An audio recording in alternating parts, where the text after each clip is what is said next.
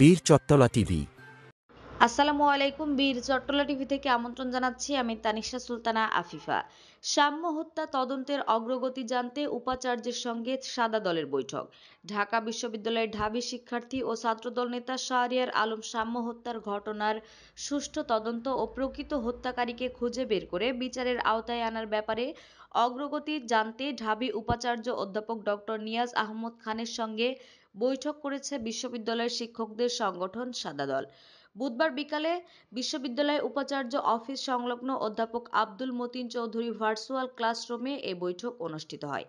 ঢাবি উপাচার্য ছাড়াও এ বৈঠকে উপস্থিত ছিলেন ঢাকা বিশ্ববিদ্যালয়ের উপাচার্য প্রশাসন অধ্যাপক ডক্টর সাইমা হক বিদিশা, কোষাধ্যক্ষ অধ্যাপক ডক্টর এম জাহাঙ্গীর আলম চৌধুরী, সাদা দলের আহ্বায়ক অধ্যাপক ডক্টর মোর্শেদ হাসান খান, যুগ্ম আহ্বায়ক অধ্যাপক ডক্টর আব্দুস সালাম ও অধ্যাপক ডক্টর মোহাম্মদ আবুল কালাম সরকার, কলা অনুষদের ডিন অধ্যাপক ডক্টর সিদ্দিকুর রহমান খান, ব্যবসায় প্রশাসন ইনস্টিটিউটের আইবিএ অধ্যাপক ডক্টর মহিউদ্দিন ফার্মেসি অনুষদের অধ্যাপক ডক্টর আব্দুর রশিদ এবং স্যার পিজে হার্ড ইন্টারন্যাশনাল হলের প্রভোস্ট অধ্যাপক এম এ কাউসার সহ প্রায় ১০০ শিক্ষক।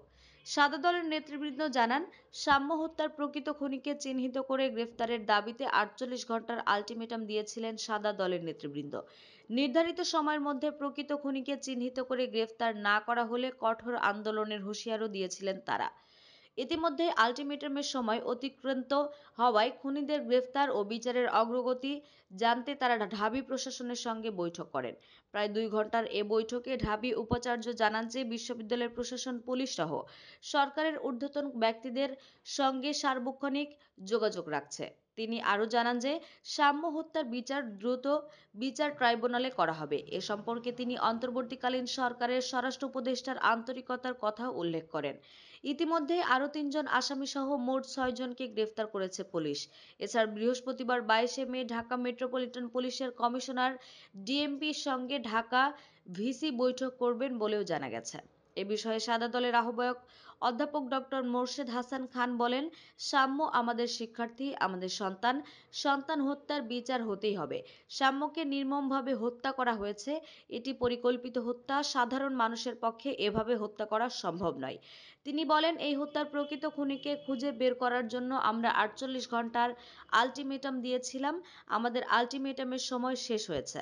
আপডেট জানতে বিশ্ববিদ্যালয় প্রশাসনের সঙ্গে আমাদের বৈঠক হয়। আমাদের কথা জানিয়ে এসেছি, যদি তাদের ব্যবস্থায় আমরা সন্তুষ্ট না হতে পারি তাহলে স্বরাষ্ট্র মন্ত্রণালয়ে যাব। বিশ্ববিদ্যালয় প্রশাসনের একটি পক্ষ বিশ্ববিদ্যালয়কে অস্থিতিশীল করতে চাচ্ছে। এ বিষয়ে আমরা সতর্ক অবস্থানে রয়েছি।